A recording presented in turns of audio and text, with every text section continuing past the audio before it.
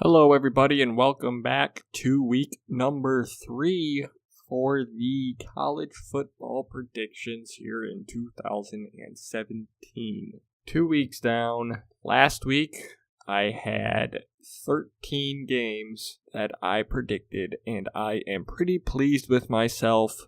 We will run them down as I predicted them last week, but just at the surface, we went 11-2. Overall, in terms of who would win the game, and 9-4 against the spread. Last week we were only 5-7 against the spread. This week we get our money back if we were betting on these games, and then a little more. So far after 2 weeks, we are 21-4, picking the game straight up who would win, and we are 14-11 against the spread. So let's go back to last Saturday, and check out my predictions and see how they stacked up. First up on the list was Iowa going to Iowa State as a 2.5 point favorite. And I told you guys that Iowa State would pull it out and win at home, win the Cy-Hawk Trophy, even as an underdog. And with 4:36 to go, they took the lead 38-31 over Iowa. And I thought I would get it right. Iowa ends up tying it with a minute left after a huge play, 46-yard touchdown pass, and then they go to overtime, and Iowa ends up winning it 44-41. So the first game of the week, we got the pick wrong, and we got the spread wrong since Iowa State was the underdog. I picked them to win outright. So not a good start, but it was close. I said it'd be close. It's a rivalry game. Iowa State's at home. I thought they would just pull it out, but they didn't. That was kind of a 50-50 game, as indicated by the score. So next was Pittsburgh going on the road to take on number 4 Penn State. Penn State was a 22-point favorite.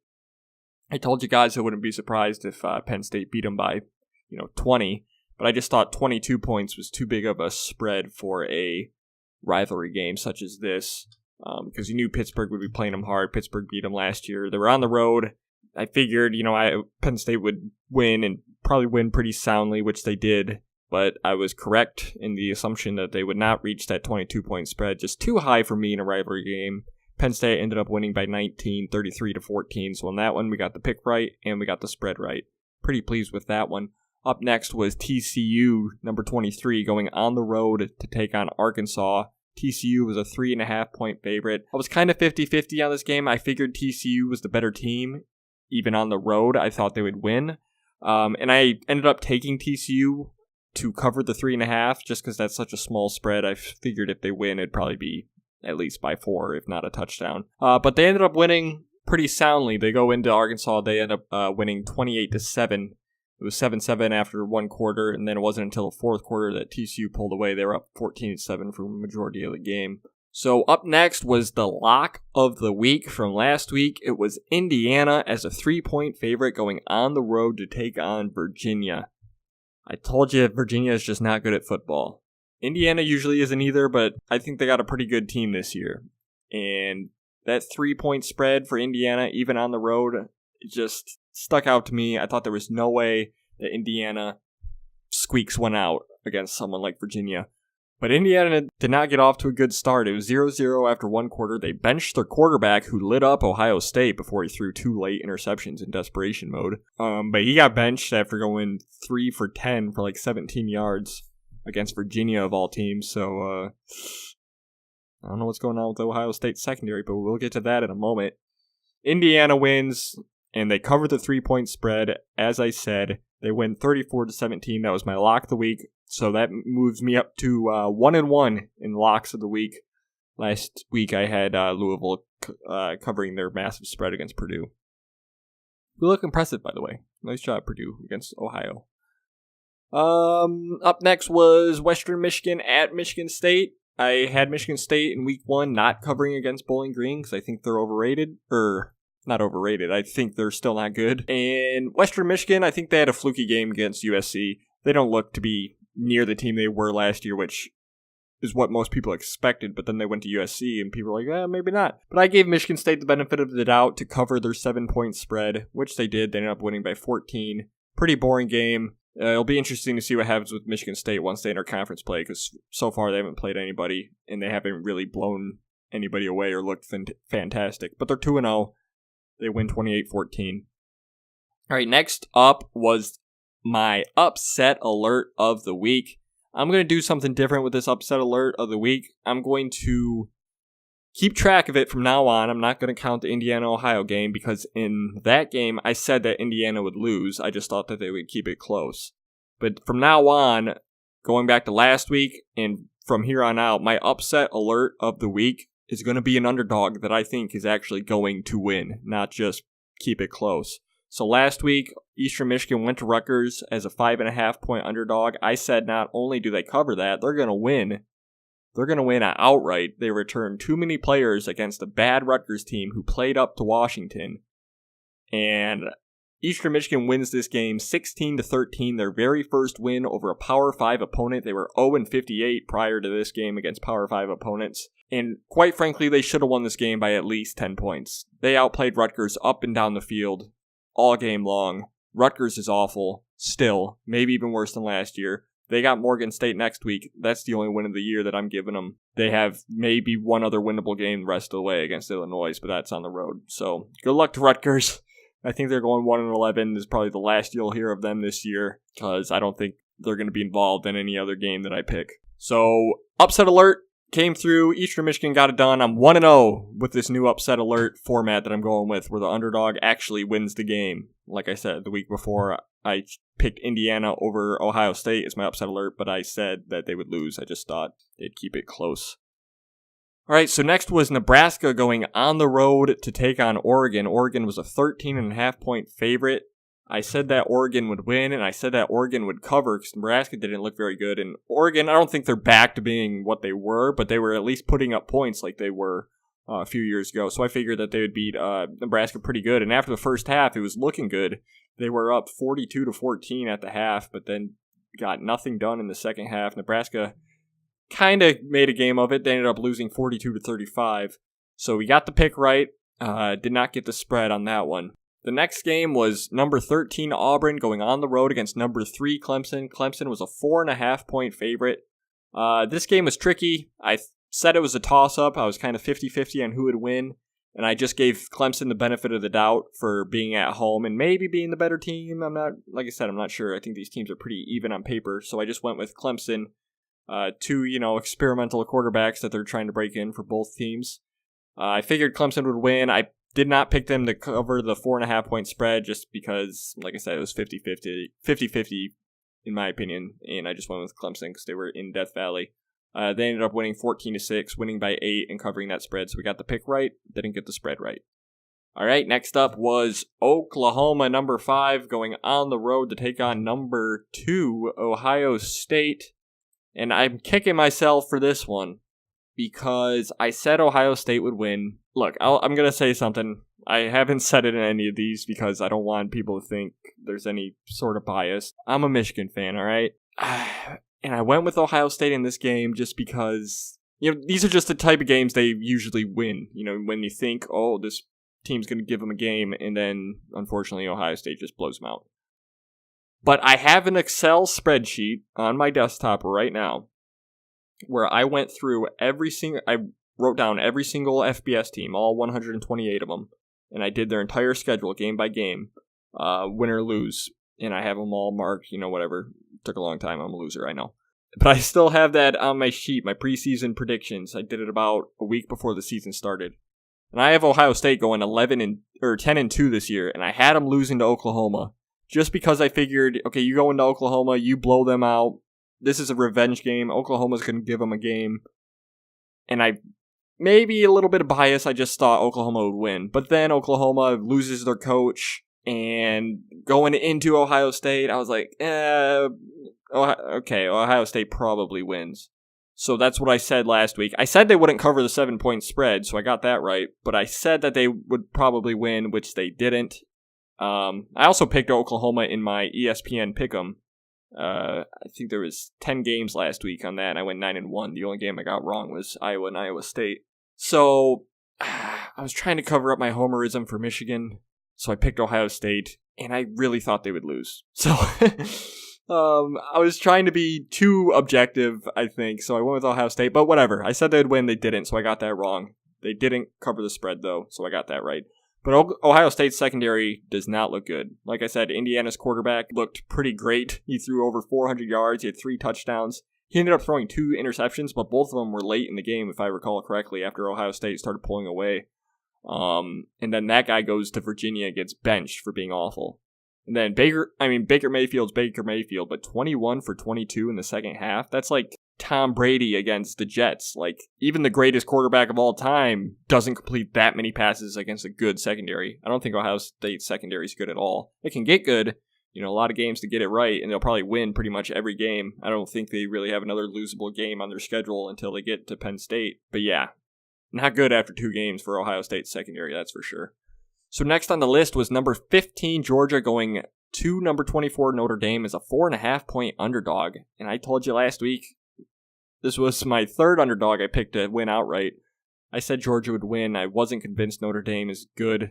Every single year they're ranked after either in preseason or after 1 game, and then they lose. They're overrated every year. They're overrated again this year. I wasn't sold on Georgia, but I was more sold on Georgia than I was Notre Dame, even on the road. So I said that they would not only cover the 4.5, they'd win outright. Got both of that correct. Next up was Stanford and USC. Stanford was number 14. USC was number 6. USC was a 6.5-point favorite. I said that USC would win. I said they wouldn't cover the spread because I thought it would be a close game, and it wasn't. So USC, maybe proving that Western Michigan start was a little bit of a fluke. They end up putting Stanford away. They win 42-24. I don't think Stanford's bad. I think USC is just pretty darn good. I think they're going to win the Pac-12. Washington kind of bounced back after that Rutgers game, but it'll be interesting. The Washington and USC, I think those are the 2 teams to watch for in the Pac-12, obviously. And yeah, USC looks pretty good. And we'll have more about that coming up soon with this week's games. All right, next up was Utah as a 1.5-point favorite going on the road against BYU. I'm done picking BYU games this year. They suck. They're kind of a big name. They're an independent. They got a pretty large fan base. I've seen some of their fans in my comment section. Appreciate you guys. But yeah, not good. Barely beat Portland State. Their offense, well, not barely, but their offense looked bad. Got destroyed by LSU, which is fine. But I figured they wouldn't get it together against Iowa or Utah, even at home in a rivalry game. I picked Utah to win and cover the 1.5-point spread, which they did. They only won 19-13, so Utah, But yeah. BYU's home to Wisconsin. Usually that'd be a pretty interesting game, but like I said, I don't think BYU's any good, so consider this a free prediction for this week. Wisconsin beats BYU and covers whatever the spread is, because I just don't trust BYU. I'm not going to keep track of that prediction. It's not part of this. That's a freebie for you guys. All right, so the last game from last week was Boise State going on the road against number 20 Washington State. Washington State was a 10-point favorite. I said that Washington State would win, but they wouldn't cover. I got both of that right. But Washington State had to have a big comeback to tie this game up late and end up winning in overtime 47-44. So not the greatest game for Washington State. Not what a lot of people expected. Not what I expected, even though I said they wouldn't cover. They fell behind early, but unlike last year, they were able to pull out the win. Last year, they lost a couple of games early when a lot of people thought they'd be really good. This time, they hang on and get the win against one of those teams. So, as I said earlier, 11-2 on the week for straight-up predictions, 9-4 against the spread, 1-0 in the lock of the week, 1-0 in the upset of the week. So overall, after 2 weeks, we are 21-4 straight up, 14-11 against the spread, 1-1 in the lock of the week, and 1-0 in the upset. Like I said, not counting that Indiana one since I thought they would lose. All right, so let's just jump into this week. Here's the lineup for all the games that I'm predicting, and as always, in the description below will be time codes for these games. Pretty short breakdowns. I don't get too much into these games. So week 1, we had 12 games. Last week, we had 13. This week was a little bit of a struggle to find games. There's not a whole lot of great ones. Unfortunately, Miami and Florida State has been postponed, or else that would have been this week. We got 2 top 25 matchups. But I managed to find 10 games. I looked ahead to next week, by the way. Ugh. Next week's schedule does not look good. As of right now, there's 2 top 25 matchups. That would be UCLA, Stanford, and TCU, Oklahoma State. But yeah, we'll worry about that once we get to it. But next week's episode might not have a ton of games. But we got 10 this week. The first one on our list is number 23, Tennessee, going on the road to take on number 24, Florida. Florida somehow is a 5.5 point favorite. I don't understand that one. Tennessee, I mean, I think Georgia Tech's pretty good. Tennessee didn't look great against Georgia Tech, but Georgia Tech's got that triple option. They're hard to defend. Stuff happens. But Tennessee played last week against Indiana State. They won 42-7, which is what they should do. But we haven't seen Florida. Florida didn't play last week because of the hurricane. They had their game against Northern Colorado canceled. The last we saw them, they were getting destroyed by Michigan. Their offense is still a mess. And for them to be a 5.5 point favorite, I don't understand. I don't know. I don't follow SEC that closely. I just don't. From my point of view, I don't know why people would expect Florida to win and have that high of a spread. So for me, just looking at it straight up, Tennessee wins, which obviously means they cover that 5.5 point spread, which is as big as last week's spread when I said Eastern Michigan would be Rutgers. Again, that's how ridiculous this looks. I just don't understand it. First, Florida, I think, does have a good defense. I mean, they did it a bit last year, but how are you going to win when you can't score points on offense? I don't know. I trust Tennessee, even though I don't like them, and I don't like how they come from behind every game to win, and they should have lost to Georgia Tech. Damn it. But, yeah, Tennessee wins outright. This game just really confuses me. All right, next on our list is the upset alert of the week. And like I said earlier, from now on, the upset alert is not just the team I think is going to keep it close. It's an underdog that I think is going to win. And this week's underdog is a 10.5 point underdog. They are going on the road to take on Syracuse. It's the Central Michigan Chippewas, another directional Michigan school. But hear me out. Central Michigan looked like crap against Rhode Island, but they had Shane Morris, the transfer from Michigan. Quarterback transfers, for whatever reason, usually start off slow. Jake Rudock at Michigan, 2015. Kyle Bolin at Rutgers right now. Shane Morris, like I said, he didn't have a good game, but he lit up, it was Kansas. He lit up Kansas, big time. Shane Morris had 467 yards passing, 28 for 37, 5 touchdowns, no interceptions. And Syracuse last week loses to Middle Tennessee, 30-23. So Syracuse, I don't think they should be a 10.5 point favorite over anybody in the FBS. Central Michigan, they pulled off that upset on the road against Oklahoma State last year. They're not as good of a team. Maybe, I don't know. They lost their quarterback, Cooper Rush, but they replaced him with Shane Morris, who had a fantastic game, again, against Kansas. But is Syracuse's defense that much better than Kansas? Probably a little bit, but I'm calling this one. Central Michigan goes into Syracuse, and they win as a 10-point underdog outright. 10.5 point underdog. They win outright. That's the upset alert of the week. Look out for them, Chippewas. Syracuse is 3-0 in the all-time series, by the way. They played in 2015. Syracuse squeaked it out 30-27 at home. All right, the next game is Purdue going on the road to take on Missouri. Missouri is a 7-point favorite. All-time series, these teams have met 8 times, dating back to 1895. Purdue has won 6. Missouri has won 2. The last meeting was back in 1980. Purdue won 28-25. So Missouri is 1-1 on the season. They beat Missouri State 72-43 to start the year. Then they lose last week 31-13 against South Carolina, who I'm not convinced is great this year, although they are 2-0.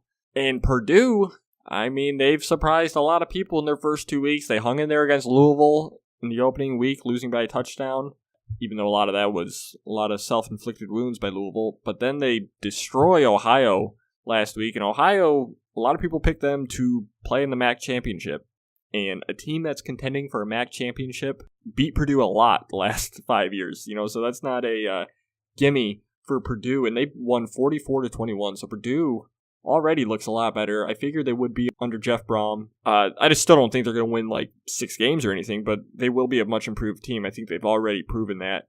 On the road against Missouri, though, I'm not sure that they get it done. I think Missouri wins, but I don't think Missouri covers that 7-point spread. There's going to be less than a touchdown game, I believe. All right, so up next is Army going on the road to take on number 8, Ohio State. How does Ohio State respond after being lit up by Baker Mayfield?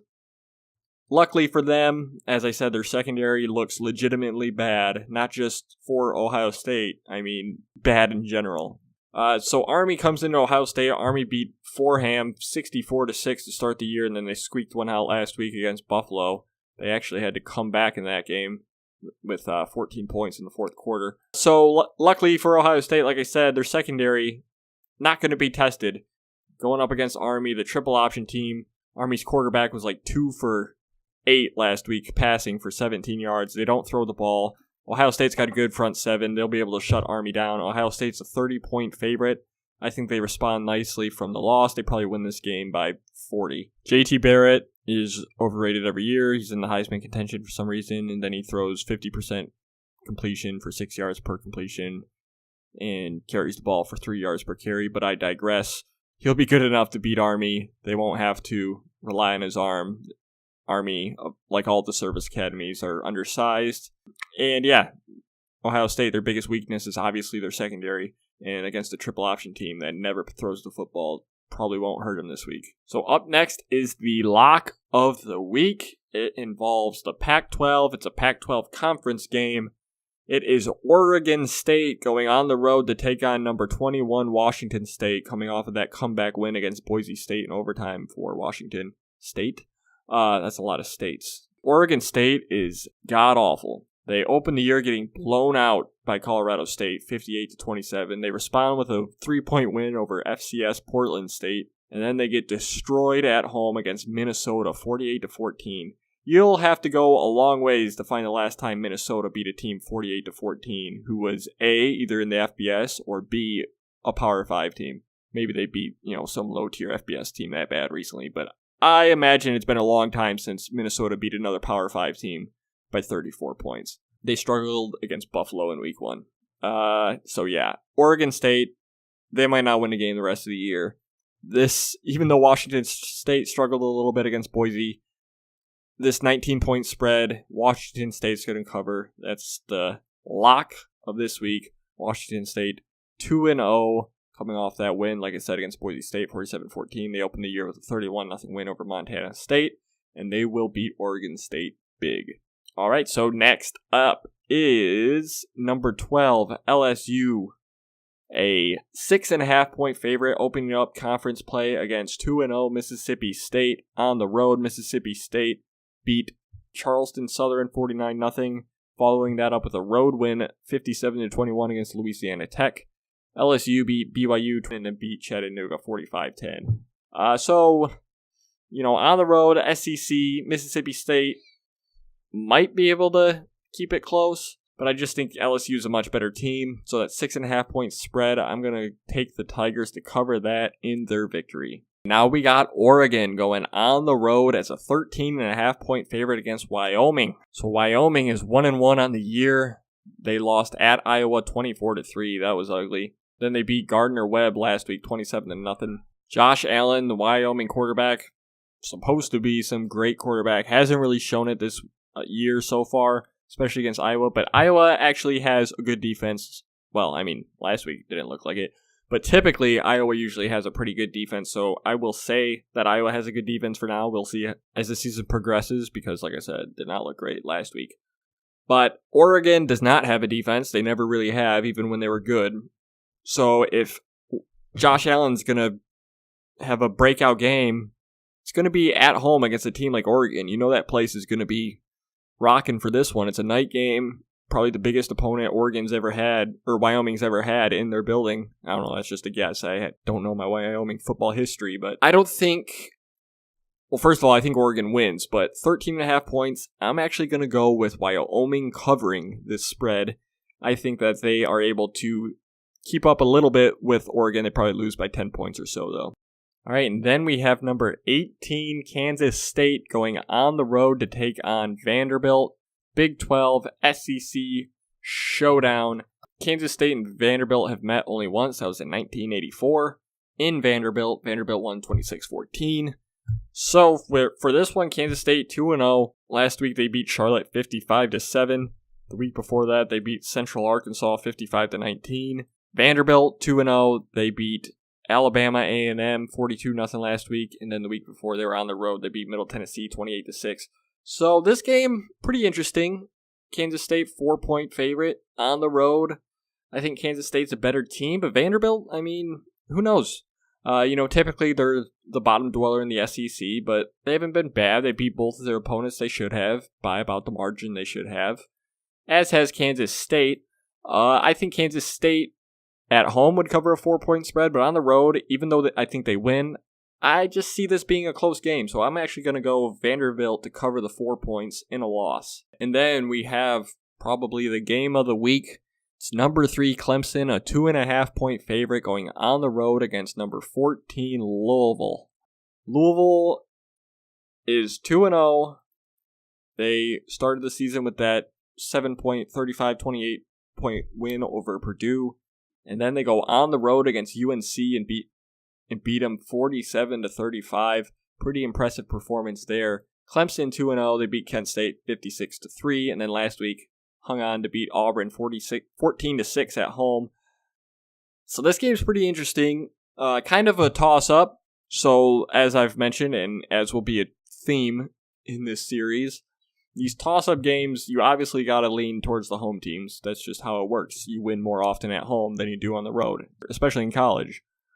So Louisville, while I don't think they're going to be as good as they were last year, I think they win this game outright, not just cover that 2.5. Lamar Jackson, I don't think he's going to put up the numbers he did last year just because that would be ridiculous, but he looks like he might even be a better player, at least all around, because now he's actually passing the ball pretty good. You saw it against UNC. He's not just running everywhere and taking off. He sticks around in the pocket and makes nice throws as well. But he still has that ability to take off and run.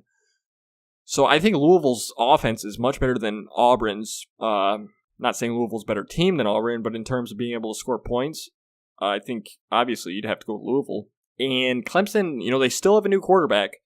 Yeah, he looked all right last week and they ended up winning, but he's still new. And this is a big road game for a new quarterback against a ranked team. Night game, that place will be crazy. And will Clemson's offense with the new quarterback on the road be able to keep up with Louisville? That's the question I have, and I'm not so sure that they can. I think the defenses in this game will be a big question, but I will take Lamar Jackson and Louisville's offense to score more against Clemson's defense than I will Kelly Bryant and the Clemson offense to score against Louisville's defense. Not saying Louisville has a good defense, but like I said, new quarterback on the road. I don't think they score a ton of points. I think Louisville puts up at least 3 touchdowns. I think that's fair to say. They score a lot, and I'm not sure Clemson can match that on offense. So if Clemson has a chance to win, they're really going to have to play good defense. In the end, I think that Louisville pulls off the upset. They are 2.5-point underdog, but I think they get it done at home. And who knows? I think the ACC is going to be really interesting this year with Louisville, Florida State, Clemson, and even Virginia Tech. Not sold on Miami. They're kind of like a Notre Dame. They're the Notre Dame of the South. They're ranked, every year, and then they just flame out early usually. All right, so the last game for this week is a national championship rematch from 12 years ago. Texas going on the road to take on number 4 USC.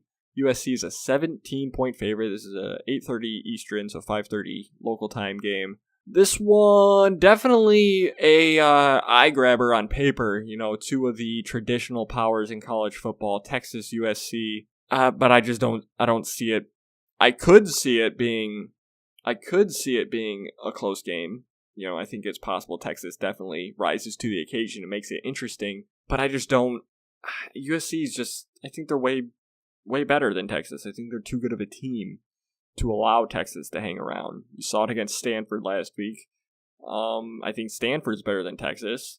There's more of a rivalry between Stanford and USC than there is Texas-USC. And obviously, rivalries do a good job of leveling playing fields. This will be the 5th or the 6th game. Last one was 2006. As I mentioned at the end of the 2005 season for the championship, Texas won by 3. Then they played in 1955, 56, 66, 67. USC won all of those. Obviously no relation to this game, but just some background. And yeah, I just think USC's too good of a team. Texas, they lost to Maryland in week 1. They bounced back last week. They beat San Jose State 56-0, as they should. But USC, yeah, they started off a little shaky against Western Michigan, but they ended up putting them away, ended up winning by 18, took care of a ranked Stanford opponent, a rival, and now they're still at home taking on Texas. If this was on the road, I would take Texas to cover 17. They'd still lose, but I'd take them to cover 17 for sure. But at USC, I think USC just shows up, and I think they just take care of Texas. I don't think Texas matches up with USC, especially on defense. I don't trust a Big 12 defense against an offense like USC. So USC to win. This was actually going to be my lock of the week, but I figured I'd go another route just because I needed to add another game because this is a pretty slim week for games. So let's see how this week plays out. And as always, I will be back next week to recap all these ones and pick a new batch. Might be a small batch next week. Not a lot of interesting games, as I mentioned. At this rate, there's 2 top 25 games, and then you'd have to do some reaching. Maybe Notre Dame, Michigan State, and I noticed another one that would be worth talking about, but I don't remember what it is off the top of my head. So, yep, there we have it. Thank you guys for watching. As always, subscribe so you get next week's episode. And as always, feel free to comment in the comments below on your predictions of the week or your thoughts on mine. Refrain from telling me I'm an idiot. It's just an opinion. Just like you have an opinion. It's okay. Just because I picked your team to lose doesn't mean they'll lose. Relax. So thank you guys for watching, and I will see you all next week.